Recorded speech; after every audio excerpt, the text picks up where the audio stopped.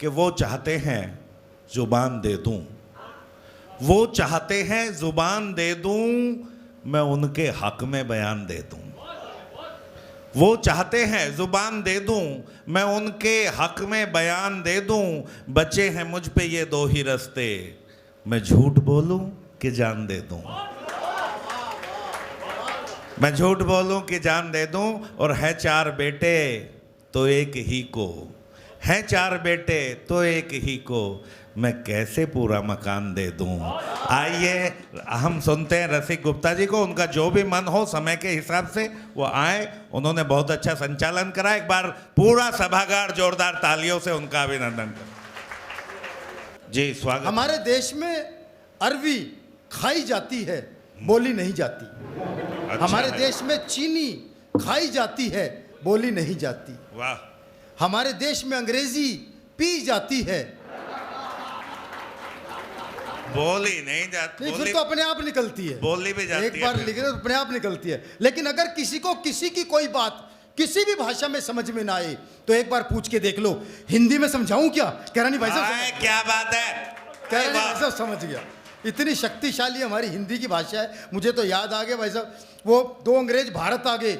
एक बोला मेरे बाथरूम में 10 लाख रुपए लगे हैं, दूसरा बोला मेरे बाथरूम में 20 लाख रुपए लगे हैं। वहीं अपना एक ताऊ खड़ा था, वो बोला जी मैं सुबेरे लोटा लेके जिस खेत में जाता हूँ ना, उसकी कीमत 7 करोड़ है और ऐसे बाथरूम हम रोज बदलते हैं। तो हमारे एक विदेशी मित्र बोले तुम्हारे यहाँ गंदगी ही गंदगी पड़ती है दिखाई, जबकि हमारे यहाँ सफाई ही सफाई।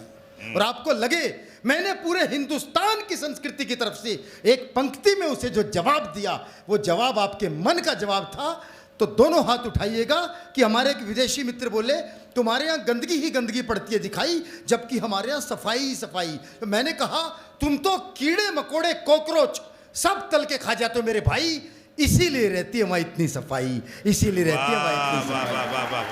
जी भैया। और बाकी रही बात सफाई की, हाँ हम में से कुछ नालायक सड़कों पर कूड़ा फेंकते हैं, लेकिन माँ बाप को घर में रखते हैं, और तुम लोग कूड़े को घर में रखते हो और माँ बाप को सड़कों पर फेंक देते हो। ये तुम्हारी संस्कृति में हमारी संस्कृति में क्या बात है रसिक भाई।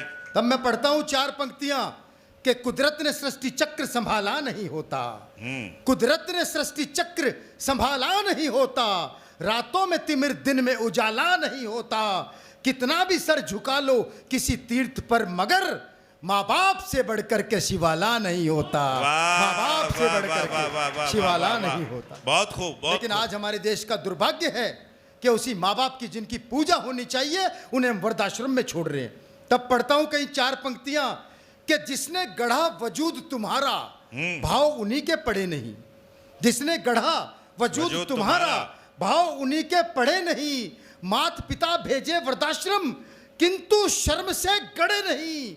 अरे ईश्वर में तो रखी आस्था, लेकिन वो ये भूल गए कि सृष्टि के निर्माता भी तो माता पिता से बड़े नहीं। वाह के निर्माता बहुत अच्छी पंक्ति है रसिक भाई, जिंदाबाद। सृष्टि के निर्माता भी तो माता पिता से बड़े नहीं। और वो कविता 3 मिनट की कविता में समापन की पढ़ना चाहता हूं। समय का बहुत आपके दबाव है। बिल्कुल सीधे सीधे 3 मिनट की कविता।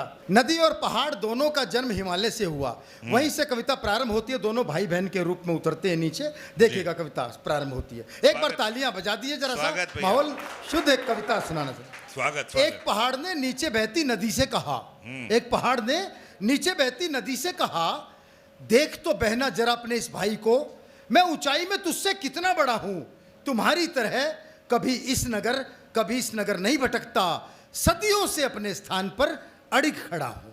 क्या बात है। लोग आते हैं ना गर्मी बढ़ने पर मेरी शरण लेने बड़ी बड़ी कारों में, तुम्हारी तरह बंद कर नहीं रहता सिर्फ 2 किनारों में, तुम्हारी तरह बंद कर नहीं रहता 2 किनारों में।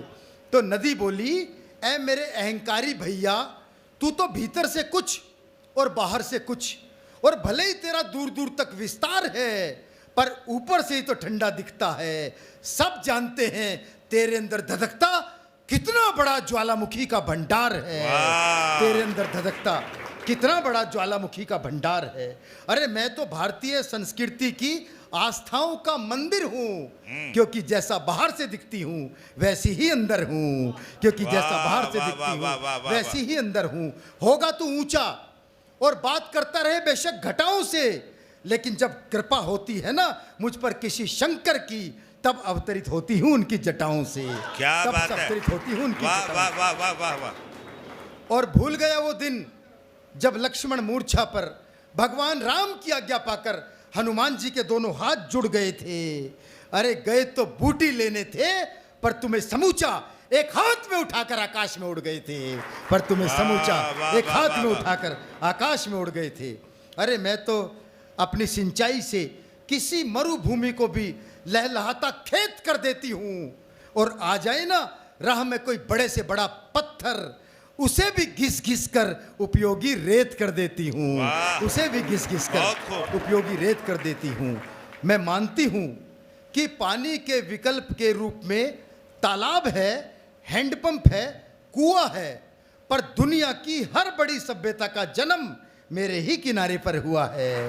पर दुनिया की हर बड़ी सभ्यता का जन्म मेरे ही किनारे पर हुआ है।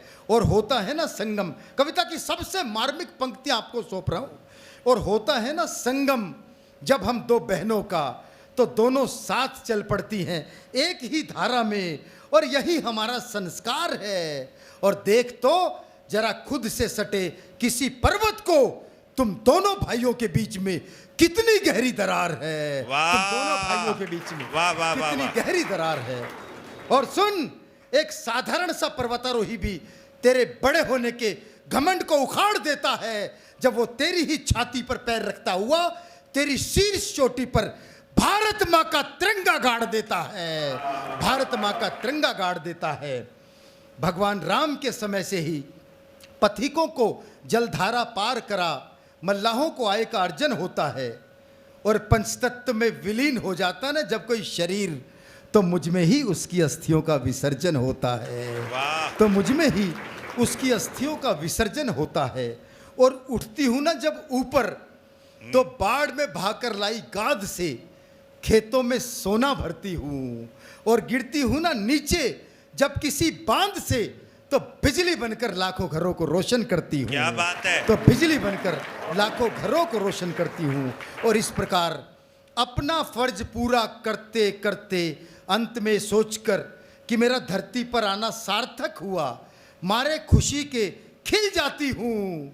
और सागर अपने खारे पानी की वजह से कहीं प्यासा ना हो, शेष पानी लेकर उसी में मिल जाती हूँ। शेष पानी लेकर उसी में मिल जाती हूँ। और चाहती हूँ कि हजारों लाखों जन्म लेकर, कविता अपने अंतिम आयाम पर, और चाहती हूँ कि हजारों लाखों जन्म लेकर सागर के पानी को इतना मीठा, इतना मीठा, इतना मीठा कर दूं कि जब कभी समुद्र मंथन हो तो उसमें से सिर्फ अमृत ही अमृत निकले, जो पिए अमर हो जाए, मरना ना पड़े, और मेरे धारक शंकर को फिर कभी विषपान करना ना पड़े। मेरे धारक शंकर को फिर कभी विषपान करना ना पड़े। और अंत में मैं समाज से एक प्रश्न पूछना चाहता हूं, भरपूर तालियों से मुझे विदाई दीजिएगा। अंत में मैं समाज से एक प्रश्न पूछना चाहता हूं कि बेटा पिता के साथ रहता है, क्या दुनिया इसीलिए बेटे के लिए मरती है? जबकि सच्चाई तो यह है कि बेटी नदी की तरह दूर, बहुत दूर जाकर भी पिता का नाम रोशन करती है, पिता का नाम रोशन करती है, पिता का नाम रोशन करती है। बहुत बहुत धन्यवाद, बहुत बहुत आभार।